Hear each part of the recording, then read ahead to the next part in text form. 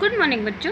आज मैं आपको क्लास 10th नगीन प्रकाशन का प्रश्नावली 2A का प्रश्न क्रमांक 27 का पार्ट 4 कराने जा रही हूँ। उसके पहले के तीनों पार्ट मैंने पहले के वीडियो में करा दिए, आप वहाँ जाकर देख लेना।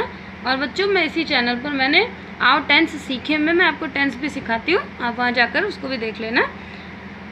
देखो क्वेश्चन है हमारे पास, यदि अल्फा और बीटा द्विघात बहुपद ax² + bx + c के शून्यक है ना।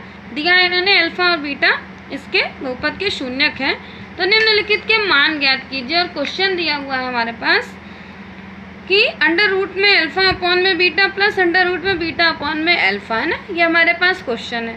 तो सबसे पहले तो देखो आपको लिखना पड़ेगा जो आपके पास दिया है इन्होंने, है ना। तो दिया है बहुपद के शून्यक अल्फा और बीटा है ना, बहुपद के शून्यक अल्फा और बीटा है। सबसे पहले तो आप यही लिख दो। अब इसके बाद बहुपद क्या दिया हुआ है, तो यानी px बराबर दिया हुआ है, देखो ax² + bx + c, ये बहुपद दिया हुआ है। अब हमें देखो मान निकालने के लिए हम जैसे शुरू के क्वेश्चन में हमने लिखा है ना कि अल्फा शून्यकों का योगफल, तो यहाँ शून्यक हमने अल्फा और बीटा माना है, तो यानी अल्फा और बीटा का योगफल बराबर होता है माइनस के x का गुणांक और बटे में x² का गुणांक। अब यहाँ आप देख लो माइनस x का गुणांक क्या है, यहाँ पर b है ना, तो साइन माइनस का और b और x² का गुणांक है a। ऐसे ही इसका गुणनफल निकाल लोगे तो हो जाएगा अल्फा × बीटा बराबर होता है अचर पद और बटे में x² का गुणांक ये। अब अचर पद दिया हुआ है c और x² का गुणांक a, ये हमने इसके पहले भी क्वेश्चन में यही इसके सारे पार्ट में हमने ऐसे ही निकाला। अब हमें देखो, अब हमें क्या करना है कि जो हमारे पास दिया हुआ है ना क्वेश्चन में, इन्होंने जो दिया है क्वेश्चन दिया है वो लिख लो कि दिया है। ये सब क्वेश्चन देखने में मुश्किल लगते हैं बच्चों, लेकिन समझ लो आसान है। दिया है देखो अल्फा अपॉन बीटा प्लस यहाँ पर देखो √ में बीटा अपॉन अल्फा, ये इन्होंने हमें क्वेश्चन में दे दिया है ना। अब हम देखो सबसे पहले क्या करोगे कि इन दोनों को, ये रूट में नंबर है, दोनों को रूट से आप बाहर कर लो, दोनों में रूट लगा देते हैं ना। तो हमने क्या करा, इसको भी लिख दिया √अल्फा और अपॉन में √बीटा, प्लस का साइन लगा दिया √बीटा और अपॉन में √अल्फा, ये दोनों लिख दिया। जब ये दोनों नंबर हो गए तो अब हमारे पास प्लस का साइन जब नंबर रहता है तो हम उसका एलसीएम निकाल लेते हैं। अब हम इसका एलसीएम निकाल लेंगे। देखो इन दोनों का एलसीएम क्या हो जाएगा, देखो अल्फा, पहले अल्फा लिख देते हैं ना, अल्फा और बीटा, हमने पहले अल्फा लिख दिया पहले बीटा।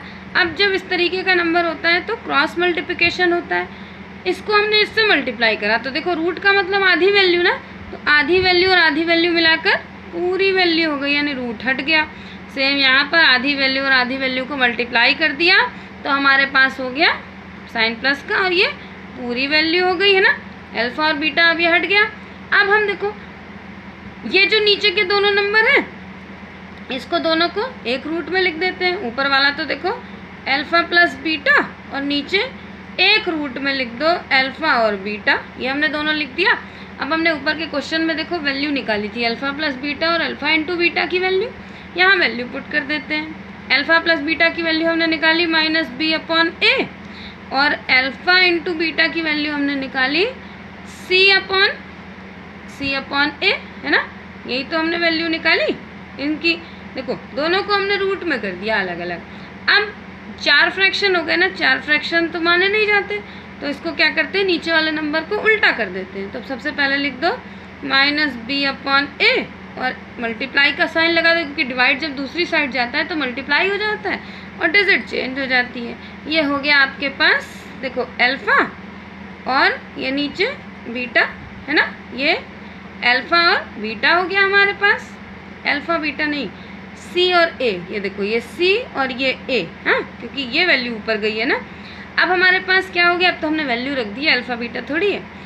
अब यहाँ देखो ये आपके पास b/a था, है ना, मैंने यहाँ भी अल्फा लिख दिया।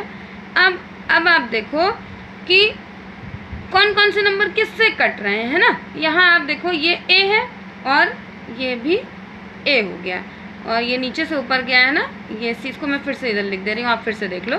देखो यहाँ पर ये हमारे पास -b/a और इनटू यहाँ देखो रूट में ये हो गया आपके पास, देखो नीचे का नंबर ऊपर चला गया यानी ये ऊपर और यहाँ नीचे रूट में c। अब क्लियर हो गया है ना कि अब हमें देखो यहाँ आधी वैल्यू है, यहाँ पूरी वैल्यू है, इसको हमने आधे से इसको काट दिया तो ये आधा हो गया है ना भाई, ये आधा था, आधे से आधा काट दिया हमारे पास, नीचे वाला आधा हो गया, ये ख़त्म हो गया। तो अब इसको मल्टीप्लाई कर देते हैं। जब इसको मल्टीप्लाई कर दोगे तो क्या बचा आपके पास, देखो यहाँ तो ख़त्म हो चुका है, ये तो 1 सा हो चुका है, तो यहाँ हमने लिख दिया माइनस का b और नीचे क्या आ गया हमारे पास, नीचे आ गया देखो ये रूट में दोनों रूट को एक साथ मल्टीप्लाई कर दिया हमने, एक साथ लिख दिया तो आ गया रूट में a और c, है ना। यही क्वेश्चन में यही हमारा वही आंसर हो गया। इसको आप ऐसे लिख सकते हो, माइनस को अलग लिख दो, यहाँ देखो b और ये रूट में a और c। बच्चों मेरे चैनल को ज़्यादा से ज़्यादा शेयर करना और सब्सक्राइब जरूर कर देना। मैं नगीन प्रकाशन के सारे क्वेश्चन आपको ऐसे देती रहूँगी। और आओ टेंस सीखे में मैं आपको टेंस भी सिखाऊंगी जिससे आपकी इंग्लिश बहुत अच्छी हो जाए। यूपी बोर्ड में टेंस के 10 नंबर के क्वेश्चन आते हैं ट्रांसलेशन करने के लिए, इसलिए टेंस अच्छे से सीख लेना। बाय बच्चों।